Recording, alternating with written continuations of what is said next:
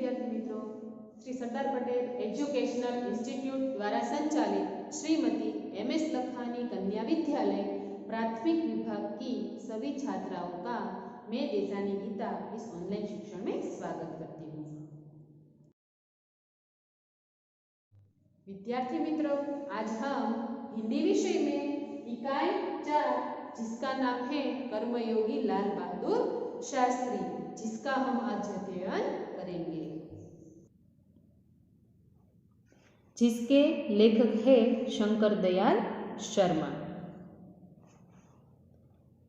भारत के 9वें राष्ट्रपति श्री शंकर दयाल शर्मा का जन्म भोपाल यानी कि मध्य प्रदेश में हुआ था।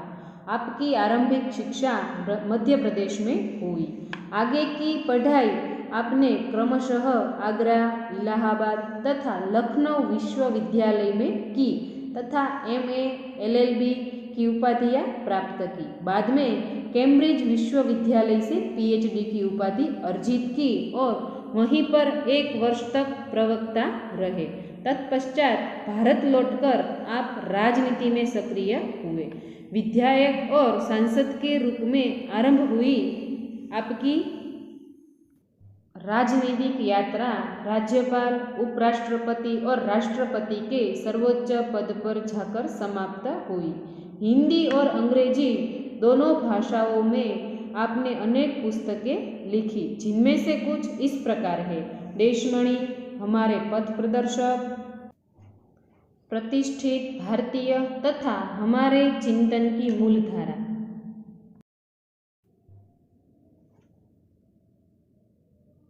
कर्मयोगी लाल बहादुर शास्त्री रेखाचित्र में लेखक शास्त्री जी के व्यक्तित्व का विश्लेषण करते हुए यह निष्कर्ष प्रस्तुत करते हैं कि अपनी कर्मठता के गुण के कारण लाल बहादुर शास्त्री एक अति सामान्य परिवार से उठकर देश के प्रधानमंत्री पद तक पहुँचे। वे कर्म को ही ईश्वर मानते थे। कर्म के प्रति अटल आस्था एवं संपूर्ण समर्पण उनके जीवन विकास का मूलाधार था। इस इकाई में समाविष्ट मूल्य समर्पण भावना, कर्तव्य निष्ठा, कर्मठता और सेवा है।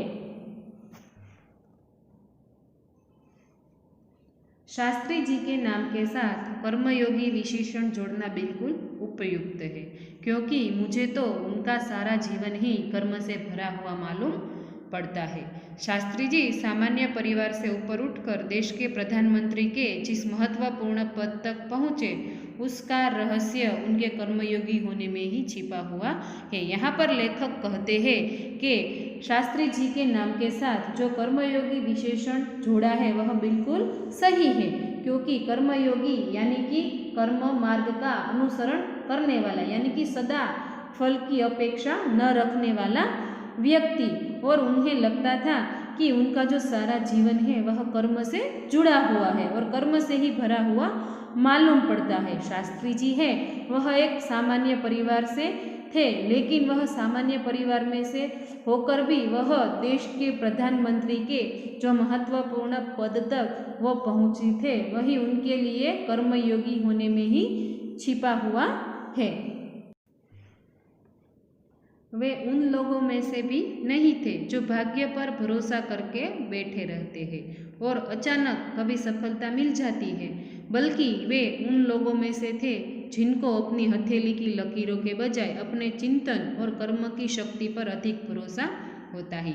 यहाँ पर लेखक कहते हैं कि लाल बहादुर शास्त्री है वह ऐसे लोगों में से बिल्कुल नहीं थे जो अपने भाग्य पर भरोसा करके बैठे रहते थे और अचानक कभी सफलता मिल जाती है, लेकिन वह तो ऐसे लोगों में से थे जिनको अपनी हथेली की लकीरों के बजाय अपने कर्म पर और अपनी शक्ति पर सबसे ज़्यादा भरोसा होता है और वे क्रमशः यानी कि धीरे धीरे अपने जीवन का रास्ता बनाते हुए आगे बढ़ते हैं। वह कहते हैं कि लाल बहादुर शास्त्री है वह ऐसे व्यक्ति थे जो धीरे धीरे अपने जीवन का रास्ता कर्म के रास्ते पर बनाते हुए आगे बढ़ते हैं। शास्त्री जी के लिए कर्म ही ईश्वर था। यहाँ पर कहते हैं कि शास्त्री जी के लिए कर्म है वही उनके लिए ईश्वर था और इसके प्रति वह कोई भी फल की आशा रखे बिना संपूर्ण भाव से वह समर्पित रहते थे। यहाँ तक कि जब भी उन्हें फल की प्राप्ति के अवसर मिले तब भी उन्होंने उस ओर हमेशा अपेक्षित दृष्टि ही रखी। यहाँ पर कहते हैं कि जब भी उनको कोई भी मौका मिले फल प्राप्त करने का तब वह उनकी ओर अपेक्षित दृष्टि ही रखते थे कि जो मैं कार्य करूँ उसका ही मुझे फल मिले, उससे ज़्यादा मुझे कोई भी फल की अपेक्षा नहीं है। और यहाँ पर लेखक साथ में यह भी कहते हैं कि उनका जो सारा जीवन दर्शन था वह गीता के निष्काम कर्मयोगी, गीता यानी कि हमारा जो धार्मिक पुस्तक है वह उसके बारे में यहाँ बताया गया है कि निष्काम कर्मयोगी का प्रतिरूप यानी कि उदाहरण था। इसलिए लेखक कहते हैं कि वह ऐसा समझते हैं कि केवल कर्मयोगी लगाना यह उचित नहीं बल्कि निष्काम कर्मयोगी यानी कि निष्काम यानी कि फल की अपेक्षा नहीं रखना। अपने उद्देश्य के प्रति दृढ़ आस्था, उस उद्देश्य को प्राप्त करने के लिए कर्म का भाव तथा उस कर्म के प्रति संपूर्ण समर्पण। यहाँ पर लेखक कहते हैं कि लाल बहादुर शास्त्री जी के जीवन में 3 बातें मुख्य थी जो कि उनके संपूर्ण चरित्र तथा जीवन दर्शन में दिखाई पड़ती थी। वह कौन सी थी? तो कि जो वह उद्देश्य के प्रति उनकी जो दृढ़ आस्था थी और वह जो उद्देश्य था उसको प्राप्त करने के लिए उनके मन में जो कर्म का भाव था और तथा जो कर्म के प्रति उनका संपूर्ण समर्पण, यह 3 बातें उनके जीवन दर्शन में दिखाई पड़ती है।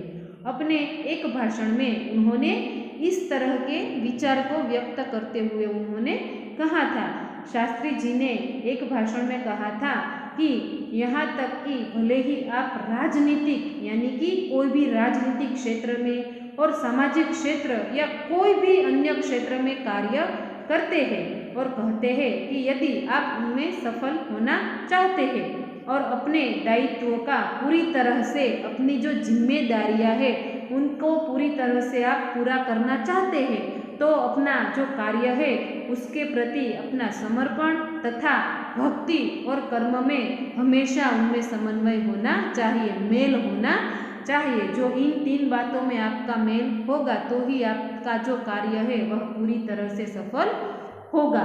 यहाँ पर लेखक कहते हैं कि उनका जो कार्य और समर्पण तथा भक्ति और कर्म इन तीनों में मेल होना चाहिए। वह कहते हैं कि शास्त्री जी की सफलता का रहस्य यानी कि भेद उनके इसी महत्वपूर्ण चिंतन में मानता हूँ। कैसे? तो के साथ ही यह भी मानता हूँ कि किसी भी व्यक्ति समाज और देश के जो विकास का जो भेद है वह इसी भक्ति और कर्म के सिद्धांत में छिपा हुआ होता है। यहाँ पर लेखक कहते हैं कि शास्त्री जी की एक सबसे बड़ी विशेषता यानी कि अलगता यह भी थी कि वह एक सामान्य परिवार में पैदा तो हुए थे लेकिन उनकी जो परवरिश हुई थी और जब वे देश के प्रधानमंत्री जैसे महत्वपूर्ण जो पद पर वह पहुँचे थे तब भी वह सामान्य ही बने रहे। उनमें कोई भी ऐसा भाव नहीं आया था कि वह बड़े हो गए तो उनमें वह ऐसा भाव आए, लेकिन वह उनमें जो थी कौन सी? तो कि विनम्रता, सादगी और सरलता, यह उनके व्यक्तित्व में एक विशिष्ट यानी कि अलग प्रकार का आकर्षण। सभी लोग उनकी यह सफलता, सरलता, सादगी और विनम्रता को देखकर लोग उनकी तरफ आकर्षित हो जाते थे। इस दृष्टि में शास्त्री जी का व्यक्तित्व बापू के अधिक करीब था और कहना न होगा। कहते हैं कि बापू यानी कि गांधी जी जो हमारे राष्ट्रपिता थे उनको बारे में यहाँ पर बताया गया है कि वह भी कह सकते हैं कि बापू के वह बहुत करीब थे। यहाँ पर लेखक कहते हैं कि गांधी बापू से प्रभावित होकर सन 1921 में कर्मयोगी लाल बहादुर शास्त्री जी ने अपनी पढ़ाई छोड़ दी और शास्त्री जी पर भारतीय चिंतकों और डॉक्टर भगवान दास तथा हमारे जो गांधी बापू है उनका ऐसा प्रभाव पड़ा रहा कि वह जीवन भर उन्हीं आदर्शों पर चलते रहे। उन्होंने अपनी पढ़ाई यहाँ पर छोड़ दी और गांधी बापू के जो प्रभाव थे उनके रास्ते पर वह चलने लगे और आदर्शों पर चलते रहे और इसके लिए प्रेरित करते रहे। शास्त्री जी के संबंध में मुझे बाइबिल की को वह उक्ति बिल्कुल सही जान पड़ती है। बाइबिल यानी कि ईसाइयों का धर्म पुस्तक, जैसे भागवत गीता, रामायण यह हमारा धार्मिक पुस्तक है, वैसे ही ईसाई धर्म का यह धार्मिक पुस्तक है। उसमें लिखा गया है कि विनम्र ही पृथ्वी के वारिस होंगे। जिनमें विनम्रता होगी वही पृथ्वी में असली रहने वाले लायक होंगे और वही पृथ्वी के वारिस होंगे। वारिस यानी कि रक्षक।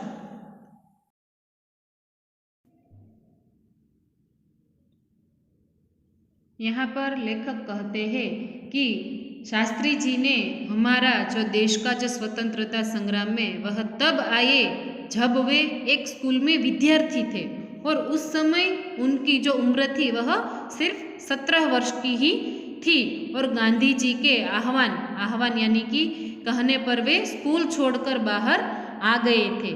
इसके बाद काशी विद्यापीठ में उन्होंने अपनी संपूर्ण शिक्षा पूर्ण की। उनका मन हमेशा देश की आज़ादी और सामाजिक कार्यों की ओर लगा रहा। यहाँ पर लेखक कहते हैं कि उनका जो मन था वह हमेशा देश की आज़ादी में ही और सामाजिक कार्यों में ही लगा रहा हुआ है। यहाँ पर लेखक कहते हैं कि उनका जो मन था वह हमेशा देश को कैसे आज़ादी दिलाए और देश में जो सब सामाजिक कार्य हो रहे थे उनमें ही उनका मन लगा रहता था। और उसके बाद उसका जो परिणाम यह आया कि सन 1926 में उन्होंने एक लोक सेवा मंडल में वह शामिल हो गए। उन्होंने उसमें हिस्सा लिया और जिसके वे जीवन भर आजीवन जब तक वह जीते तब तक वह उसमें सदस्य रहे और उसमें शामिल होने के बाद से वह शास्त्री जी है वह गांधी जी के जो विचार थे उसके अनुरूप ही वह अछूतोद्वार यानी कि छूत अछूत जो धर्म के नाम पर वह यह होता था उसके काम में वह अपने आप को उन्होंने लगा दिया। यहाँ से शास्त्री जी के जीवन में उन्होंने नए अध्याय का प्रारंभ, उन्होंने एक नया कार्य शुरू किया है जो कि सन 1930 में उन्होंने नमक कानून तोड़ो आंदोलन शुरू किया। हमें पता ही है कि नमक के नाम पर जो दांडी कूच की यात्रा हुई थी उसमें भी उन्होंने अपनी हिस्सेदारी लगाई थी।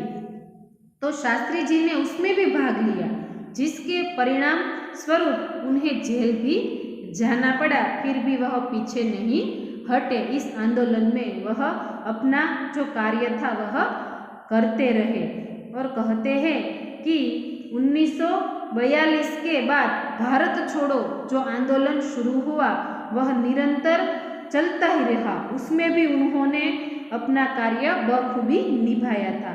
इन 12 वर्षों के दौरान वे 7 बार जेल गए। पहले उन्होंने लोक सेवा मंडल में अपने आप को शामिल किया, बाद में नमक कानून तोड़ो आंदोलन शुरू किया और भारत छोड़ो आंदोलन, इन सब में उन्होंने हिस्सेदारी लगाई और इसके बावजूद उनको 7 बार जेल जाना पड़ा।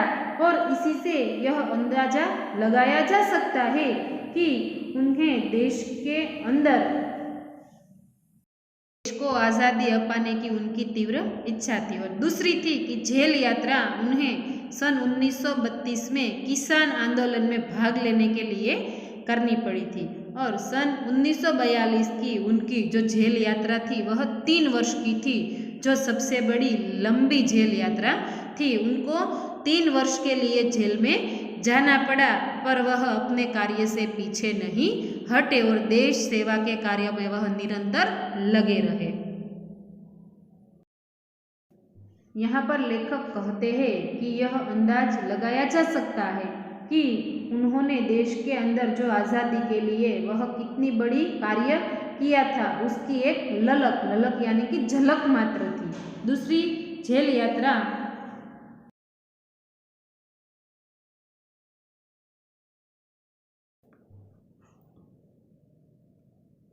हमने यहाँ पर देखा कि लाल बहादुर शास्त्री जी से उन्होंने 3 वर्ष तक की जेल यात्रा पर वह गए थे और इस दौरान शास्त्री जी कहते हैं कि जहाँ एक और जो गांधी जी द्वारा उनको एक रचनात्मक कार्य में लगे हुए थे और वहीं और ही उनको दूसरी ओर एक पदाधिकारी के रूप में भी जन सेवा के कार्य में भी वह लगे रहे थे और सन 1935 में से वह एक संयुक्त प्रांतीय कांग्रेस जो कमेटी होती है उनकी वहाँ नियुक्ति की गई और इस पद पर वह 1938 तक यानी कि 3 साल तक उन्होंने वहाँ तक कार्य किया और इन 3 सालों में उन्होंने किसानों के प्रति अपने मन में विशेष यानी कि अधिक लगाव था। इसलिए उनको 1936 में किसानों की दशा का जो अध्ययन करने वाली जो एक अलग से जो कमेटी होती थी उसका अध्यक्ष बनाया गया था और पूरी लगन के साथ उन्होंने वहाँ अपना कार्य किया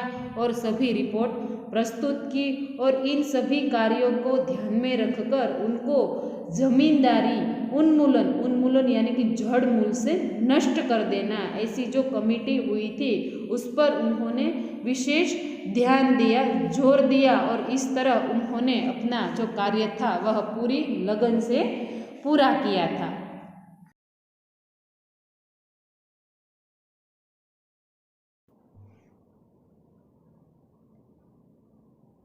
यहाँ पर लेखक कहते हैं कि शास्त्री जी का जो संपूर्ण जीवन था वह श्रम यानी कि मेहनत, सेवा, सादगी और समर्पण का अनुपम उदाहरण है। वह हमारे लिए एक प्रेरणा स्रोत जैसा है।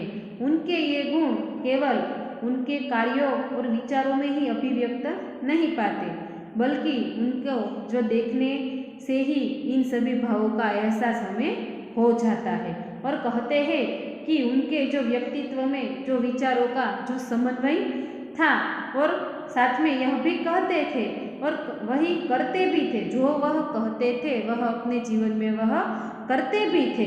जो कुछ भी करते थे वह एकमात्र हमारे राष्ट्र के लाभ की भावना से प्रेरित होकर करते थे और यह भी कहते हैं कि मुझे ऐसा लगता है कि उनके जो चरित्र की एक बहुत बड़ी विशेषता यानी कि जो अलगता थी और जिसके कारण देशवासी उन पर जो अधिक विश्वास करते थे। उनके अंदर एक कोई ऐसा गुण था कि सब देश के जो देशवासी थे वह उन पर विश्वास करते थे और उनको चाहते भी थे, उनकी बात का मान भी रखते थे। और कहते हैं कि पंडित जवाहरलाल जो नेहरू थे उनकी समृद्ध राजनीतिक विरासत में भी उनको संभालना और उसे आगे ले जाने का काम कठिन नहीं था। वह कहते थे कि जो हमारी राजनीतिक विरासत थी वह उनको संभालना और उसे आगे ले जाने का जो काम था वह कुछ कम नहीं था, वह बहुत कठिन था। लेकिन देश ने उस समय यह साफ देखा कि उसे संभालने की ताकत सिर्फ शास्त्री जी में ही थी और कोई नेता में वह नहीं थी और अपने निर्मल यानी कि स्वच्छ चरित्र और जो दृढ़ जो मजबूत उनकी जो संकल्प शक्ति इरादा था उसके द्वारा उन्होंने देश की यह आकांक्षा यानी कि इच्छा को उन्होंने पूरा किया।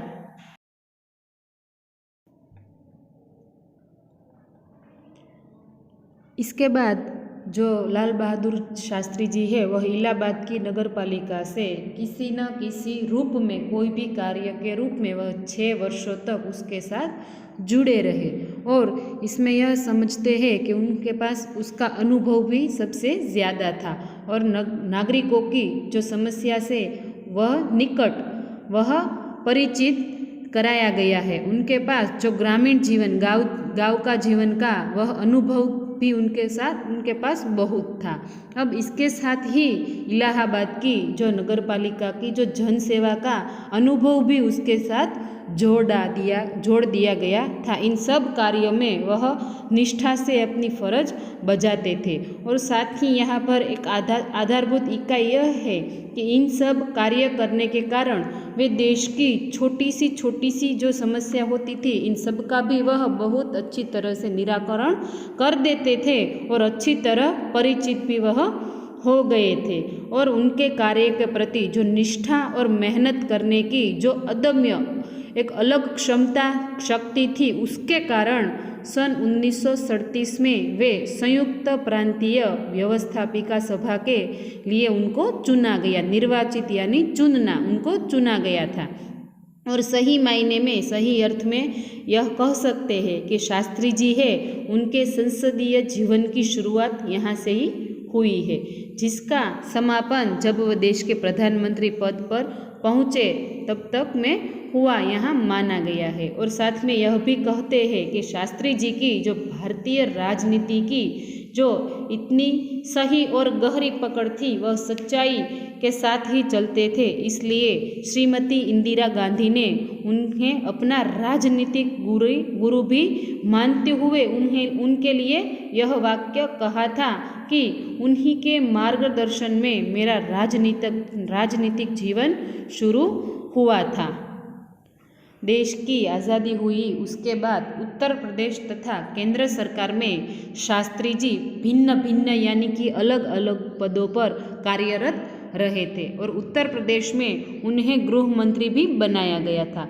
उसके बाद जो पंडित जवाहरलाल नेहरू है, उनके अनुरोध पर वह केंद्र में भी आ गए। और उसके बाद उन्होंने रेलवे लाइन, परिवहन, संचार, वाणिज्य, उद्योग और गृह जैसे कई ऐसे महत्वपूर्ण मंत्रालयों में भी मंत्री पद संभाला। यहाँ पर भी वह कार्यरत रहे हैं। और साथ में यह भी बताया गया है कि इन सभी पदों पर रहते हुए शास्त्री जी ने अपनी जो प्रशासकीय दक्षता यानी कि निपुणता, जो सही मायने से वह काम करते हैं, उसका भी उन्होंने वहाँ पर प्रमाण दिया था। वह देश के लिए एक उदाहरण है। हमें भी उन्हीं से प्रेरणा लेनी चाहिए कि हमारा कार्य हमें कैसे करना चाहिए और किस प्रकार पूरी निष्ठा से करना चाहिए।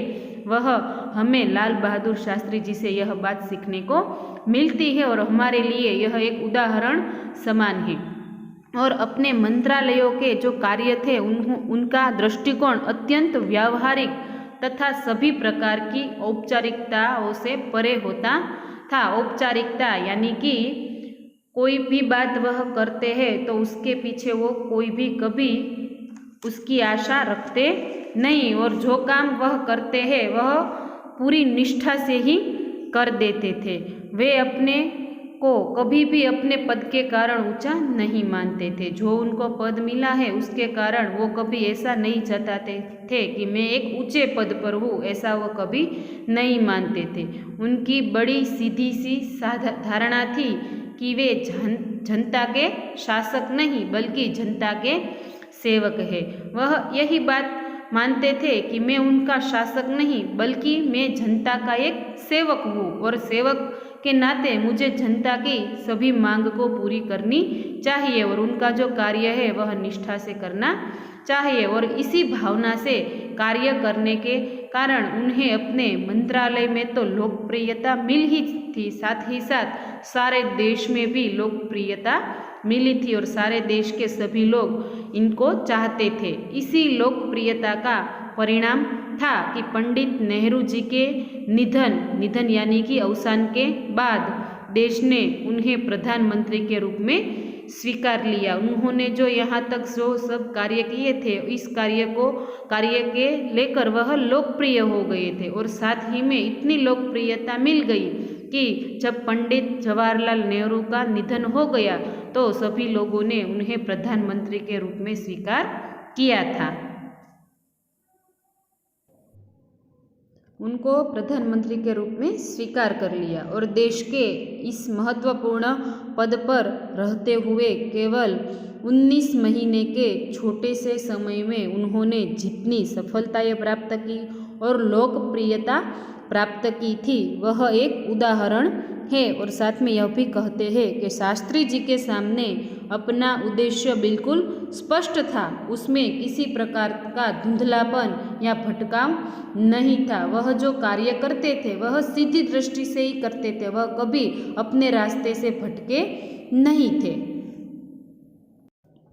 यहाँ पर कहते हैं कि वो हमारे देश के अत्यंत महत्वपूर्ण पदों पर रहे और इन पदों पर रहते हुए स्वाभाविक रूप से वे अधिकार संपन्न भी थे। वह महत्वपूर्ण पद पर तो ही रहे थे, लेकिन स्वाभाविक रूप में वह उसके अधिकारी भी थे। लेकिन उन्होंने हमेशा अपने आत्मा पर संयम से काम लिया तथा अधिकारों से अधिक कर्तव्य को तरजीह दी थी। तरजीह यानी कि प्राधान्य। वह समझते थे कि मुझे जो अधिकार मिला है उससे ज़्यादा मुझे अपना जो कर्तव्य है उस पर ज़्यादा ध्यान देना चाहिए। शायद इसीलिए शास्त्री जी इतने अधिक लोकप्रिय भी हो सके, क्योंकि उन्होंने अपना जो कार्य किया था वह पूरी लगन और पूरी निष्ठा से किया था। इसलिए वह अपना कर्तव्य, अपना जो फर्ज था उसको ही महत्व देते थे और शायद इसीलिए वह इतने अच्छे एक लोकप्रिय नेता साबित हो गए।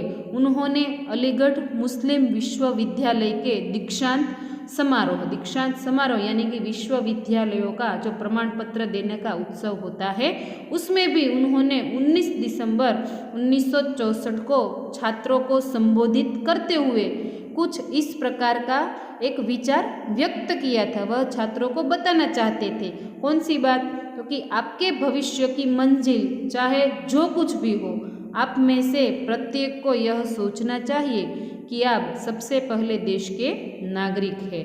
वह कहते हैं कि आपका भविष्य कि आपकी जो मंजिल है वह कोई भी हो, मुझे नहीं पता कि आप इसमें से कौन क्या बनेगा, लेकिन आपकी मंजिल कोई भी हो, लेकिन आप में से प्रत्येक यानी कि हर एक सभी को एक बात जरूर सोचनी चाहिए कि सबसे पहले आप देश के नागरिक हैं। यह आपको संविधान द्वारा प्रदत्त कुछ अधिकार देता है। और कहते हैं कि संविधान द्वारा आपको इस यहाँ का अधिकार भी मिलता है, लेकिन इससे कुछ कर्तव्यों का भी बोझ आता है और आप पर इसके लिए जो कर्तव्य है आपका उसका भी आपको बोझ उठाना पड़ेगा, जिसे समझना चाहिए हमारा देश प्रजातांत्रिक है। और कहते हैं कि हमारा जो देश है वो प्रजातांत्रिक यानी कि प्रजा के साथ जुड़ा हुआ है, जो निजी स्वतंत्रता देता है। निजी यानी कि अपनी खुद की स्वतंत्रता देता है, लेकिन इस स्वतंत्रता का उपयोग एक व्यावसायिक समाज के हित में, समाज का जो हित होता है उसकी व्यवस्था में स्वेच्छा से लगाए। मैं कहूँ और आप जो करें ऐसे नहीं, पर अपनी स्वेच्छा से वह काम किए जाए तो प्रतिबंधों के तहत होना चाहिए और सभी काम आप अपनी इच्छा से करो। अधिकार, कर्तव्य और आत्मसंयम के बारे में यह अत्यंत महत्वपूर्ण बात शास्त्री जी ने कही थी, जिसे आज याद रखने की ज़रूरत है। वह कहते हैं कि अधिकार, हमारा जो अधिकार है वह कर्तव्य यानी कि हमारी फर्ज और आत्मसंयम के हमारे पर जो लगाव है उसके बारे में उन्होंने खूब महत्वपूर्ण बात शास्त्री जी ने यहाँ पर कही थी और जिसे आज भी हमें याद रखने की ज़रूरत है। तो यहाँ पर लेखक कहते हैं कि हमें शास्त्री जी के जो इस जीवन से हमें सीखना चाहिए कि जो भी कुछ कार्य करते हैं वह पूरी लगन और पूरी निष्ठा से हमें करने चाहिए। और कहते हैं कि जो काम आप करते हैं उसको ईश्वर को साक्षी मानकर ही करने चाहिए।